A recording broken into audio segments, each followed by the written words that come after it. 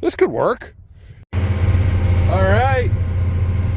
Well, I got moved over to my next location and started stripping. Thought I lost my phone. Ended up finding it under the seat.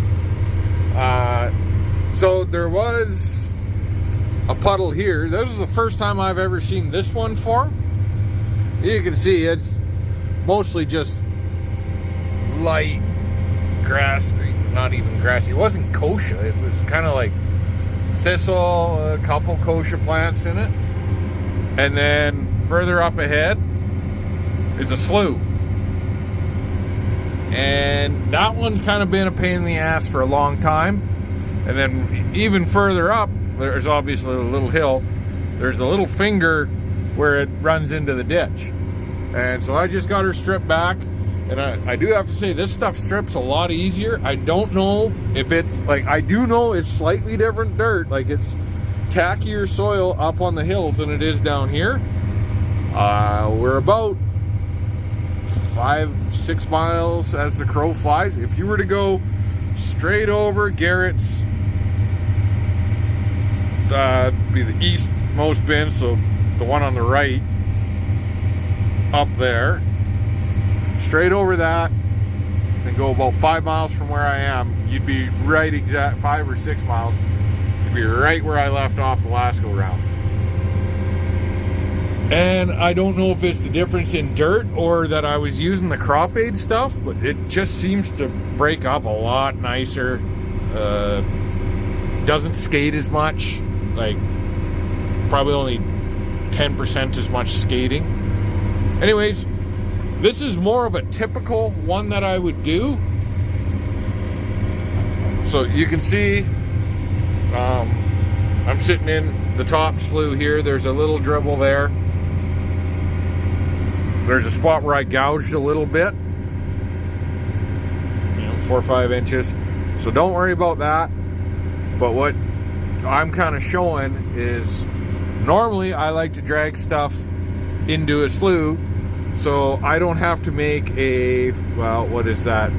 From 260 to 261.4. So I don't have to make a 16-inch cut.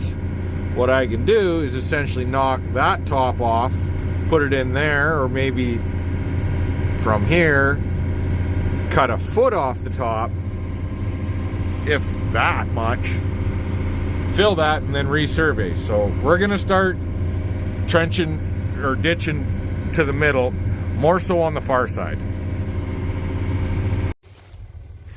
So I was chatting with the neighbors and talking about, oh yeah, there's some pretty vicious hardpan out here in places. I don't know if, like, down here it's not so bad. I, again, don't know if it's from crop aid or just different soil. But the one guy had mentioned, oh, you should find yourself just a cheap disc and drive around with that beforehand. I'm like, that's a good idea.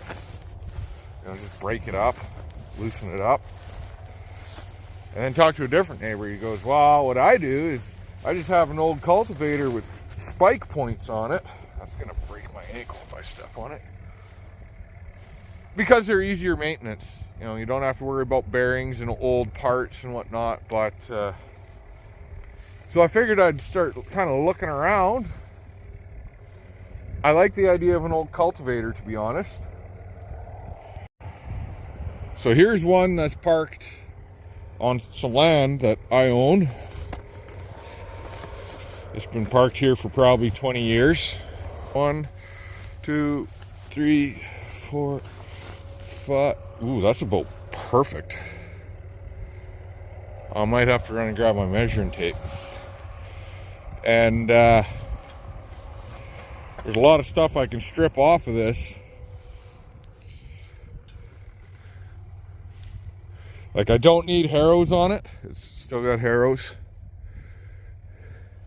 I don't need the wings. They could get ripped off and possibly used on a different project I was thinking about. Not a big fan of the old Morris wing style, but again, they're getting ripped off, and I don't like that linkage there on the hydraulic for height. obviously would need, that tire's pretty cracked up, but maybe one of the outside tires I could rotate in. This could work. It looks like it's got, I can't really tell if those are spikes. Those are wider spikes than I would like, I'll tell you that. I was hoping to get like the 2-inch. If they are spikes, I don't think sweeps are the way to go. You can yank all that stuff off, have a few spare shanks. That's kind of a hokey setup right there.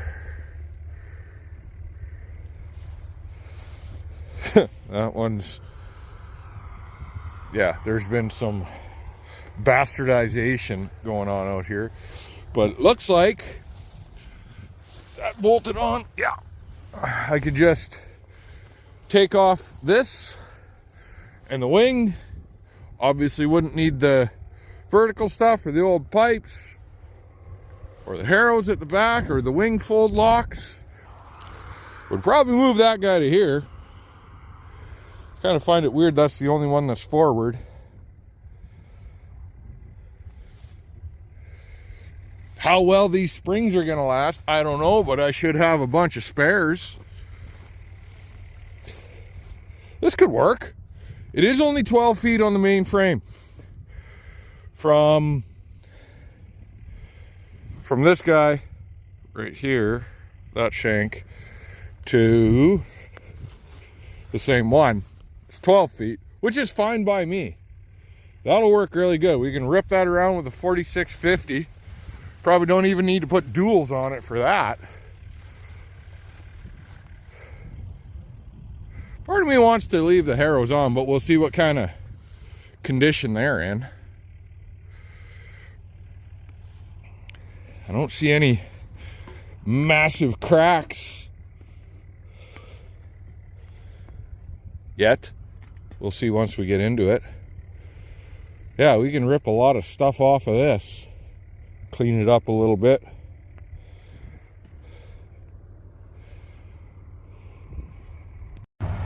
Oh, we're gonna try and get this puppy out. I just noticed there's no jack on it, so we'll slap a chain somewhere.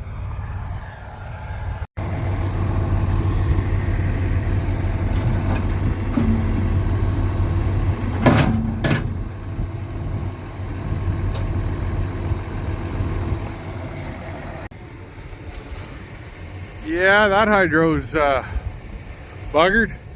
Try number 1.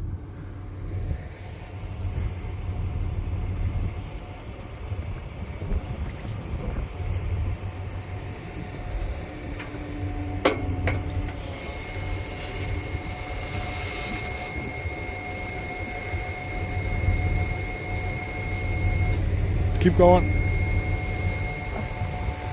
Well, the good news is the ones we want to work are good.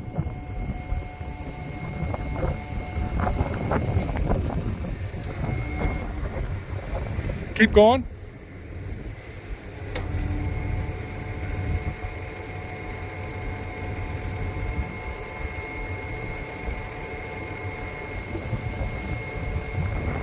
Okay.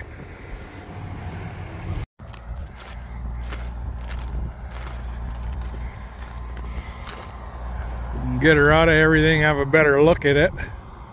The tire's no good. No surprise, knowing who used to have this, that there's at least something wrapped up with twine.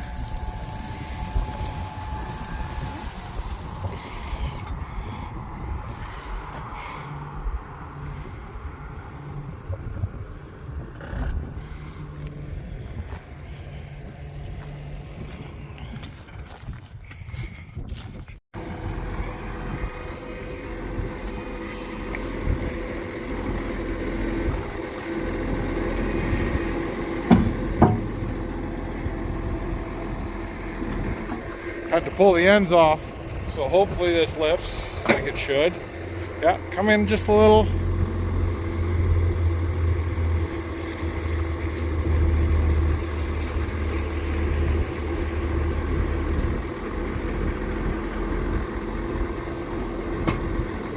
Whoa. Try that again. You gotta creep forward.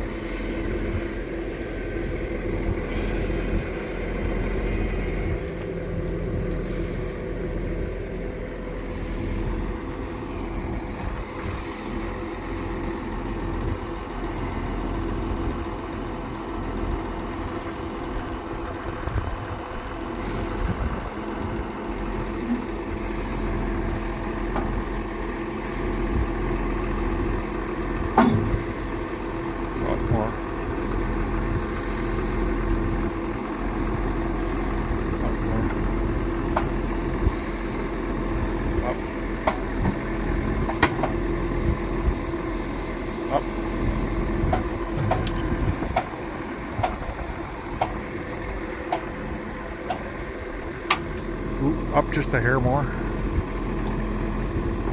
little more up.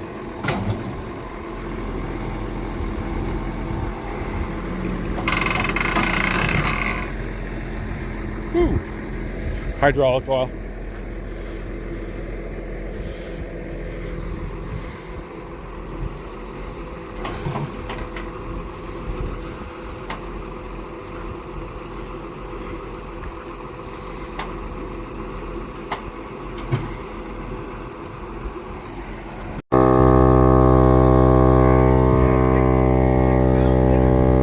This one had 14. Surprising, it looks worse than the other one. Well, not a whole lot worse. That one only had 11.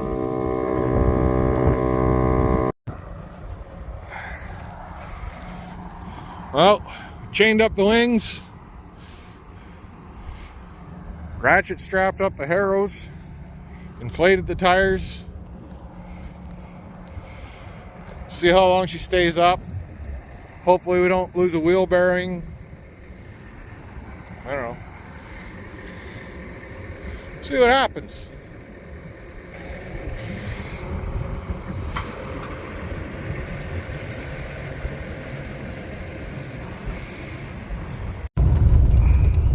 Well, we made it about a mile and a half. So far, no blowouts or catastrophes. I was initially thinking that I had a bad bearing over there, but I think it was just a shadow because it looked like it was tilted. But now I'm thinking the rim's just a little bent because it does have a tiny wobble to it.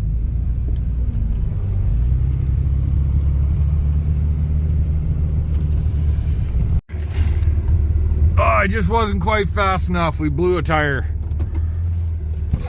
I saw it go.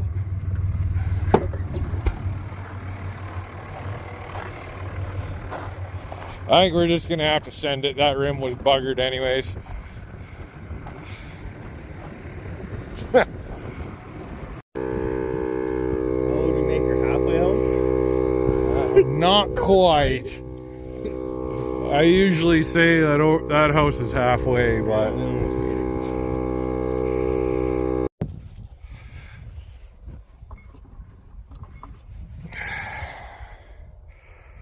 I hope we make it back. That one's not a whole lot better. If it fails, it's your fault. Really? Yep. Well, I tried tightening the castle nut, crown nut, whatever you want to call it. And it would grab and then it would slip. So I don't know. It was covered in grease. I don't know if it's cracked and just takes a little bit of tension and skips the thread, or if it's the stump is stripped. I don't know, but there's a nail in it instead of a cotter pin. I don't know, we'll see what happens. We'll try and make her home, and if we make it home, we'll call it a great success. Yay, we made it. So we're just gonna find a different way to chain up the wings, and hopefully then we'll tuck it away until I can get to it another time. This will probably be like a January project. So we got her back, all in relatively one piece. Taking a look at what we're going to have to do. There's a lot to do, but there's a lot of spares. First thing is rip the wings off. No problem there. Rip the extra braces off. That one didn't sound very tight. You can see the wings are bent and cracked. But what I'm thinking about doing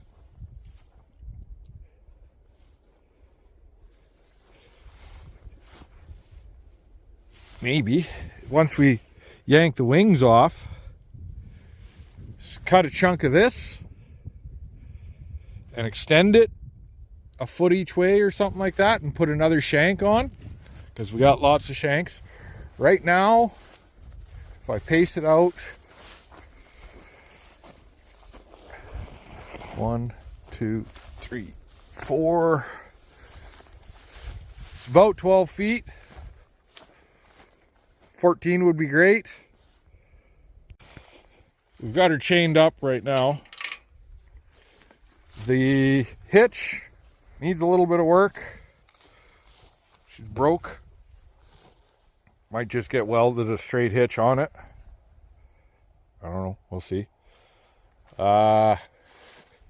Tires obviously need new tires. Not sure about the spindles. As I mentioned, the one castle nut was skipping.